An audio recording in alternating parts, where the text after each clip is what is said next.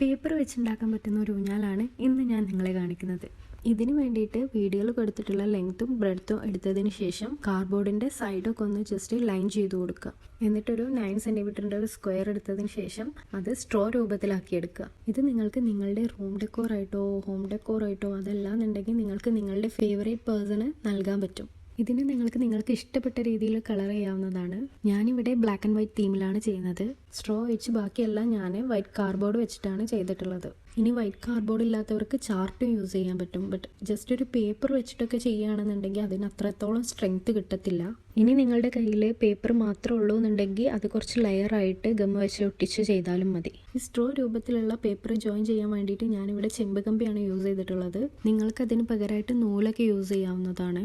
മേലെ വെക്കുന്ന സ്ട്രോ രൂപത്തിലുള്ള പേപ്പർ നല്ല രീതിക്ക് തന്നെ ഗം വെച്ച് ഒട്ടിക്കുക. കാരണം നമ്മൾ ഊഞ്ഞാലൊക്കെ അതിമേലാണ് വരുന്നത്. അപ്പോൾ അതിന് ഭംഗം വന്നു കഴിഞ്ഞാൽ നമ്മളുടെ ഊഞ്ഞാലൊന്നും അതിൽ ശരിക്കും നിൽക്കത്തില്ല. ഊഞ്ഞാൽ ആ സ്ട്രോ രൂപത്തിലുള്ള പേപ്പറിൽ കെട്ടി കൊടുക്കുമ്പോൾ ഒരിക്കലും ഗം വെച്ച് ഒട്ടിക്കാൻ മറക്കരുത്. എന്നാലേ ആ നൂല് അവിടെ സ്ട്രോങ് ആയിട്ട് നിൽക്കത്തുള്ളൂ. എന്നിട്ട് ബാക്കി വരുന്ന നൂലൊക്കെ ജസ്റ്റ് കട്ട് ചെയ്ത് കൊടുക്കുക. ആൻഡ് ഓൾസോ നമ്മളുടെ ബോർഡറൊക്കെ ബ്ലാക്ക് വെച്ചിട്ട് നല്ല രീതിക്ക് തന്നെ കളർ ചെയ്യുക. ഈ സിമ്പിൾ ആയിട്ടുള്ള ക്രാഫ്റ്റ് നിങ്ങൾക്ക് ഇഷ്ടപ്പെട്ടെന്ന് കരുതുന്നു. ഇനി വല്ല സജഷൻസോ കാര്യങ്ങളൊക്കെ ഉണ്ടെന്നുണ്ടെങ്കിൽ ഡെഫിനറ്റ്ലി നിങ്ങളത് കമൻറ്റിൽ രേഖപ്പെടുത്തുക. നിങ്ങൾ ഓരോരുത്തരുടെയും ചെറിയ ചെറിയ സപ്പോർട്ടാണെങ്കിലും എനിക്കത് ഭയങ്കര ഇമ്പോർട്ടൻ്റ് ആണ്. സോ വീഡിയോ ഇഷ്ടപ്പെട്ട ഡ്രോപ്പ് യുവർ ലവ്.